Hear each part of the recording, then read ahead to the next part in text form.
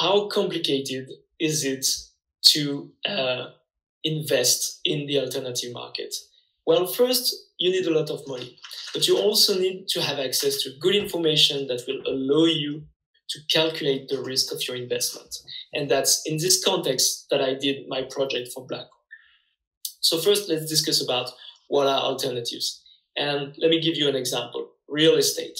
Well, compared to a public company like Apple, in real estate you deal with private company. There is no control by an authority on the tradings, and the trading frequency is less. But also you have access to an information which is partial, to an information that is given you by the company. But still, this market represents around $1 trillion in investment in 2019. And when I said partial information, it's partial and unstructured, which means that you can have as many reports as you have companies to produce them, which also means that you need a lot of people to dig in those sources and to get the information.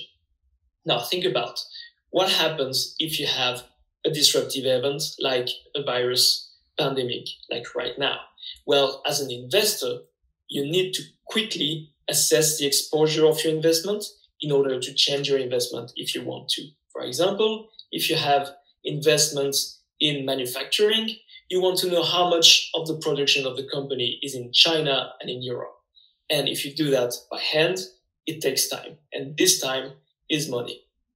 Now, that's the core of my project, building a question and answering system that will probe the documents and give you the answer you're looking for within seconds. And for that, I use the model called BERT QA.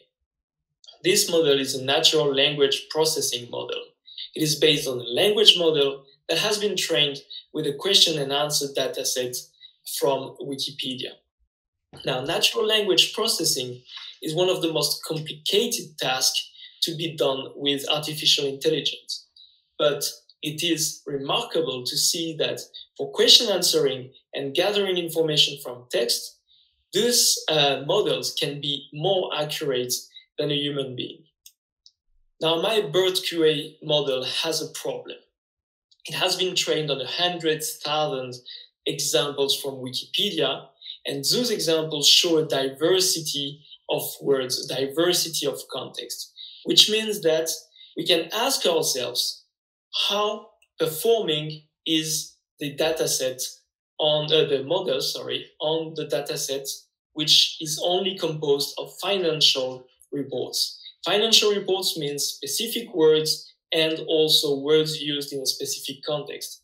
Well, the model doesn't behave as we would like it to, and is stuck at 62% accuracy. So what I needed to do is to retrain the model on those kind of data. The little problem I had was I didn't have any labeled data sets in financial reports. So I needed to build myself the data set. For example, I took questions I wanted to answer and pieces of financial reports I wanted to find the answer in, put them through the Wikipedia trained model, look at the distribution of probable answer given by the model, and handpick the answer that I think is the right one. With that, I could build a data set and then start retraining the model through the method called transfer learning. If you have 0 new training samples, the model is still stuck at 62%. But then when you start to add new training samples, you are able to jump by an amount of almost 10% in accuracy with only 100 samples.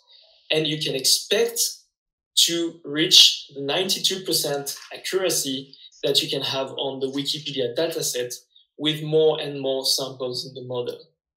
So to summarize, what I did is building a semi-supervised learning method based on a data cycle, which is increasing the amount of data by handpicking the right answer in the answers given by an untrained model on an unlabeled dataset, and then inject this newly created domain-specific dataset in the model to train it better and reduce the cycle more and more and more. With that, for a society like BlackRock, you can expect that for 2,000 analysts that are dedicating about an hour a day on data mining, you can save about 500,000 hours for the company per year that can be reallocated to more important tasks for the analysts. Thank you very much.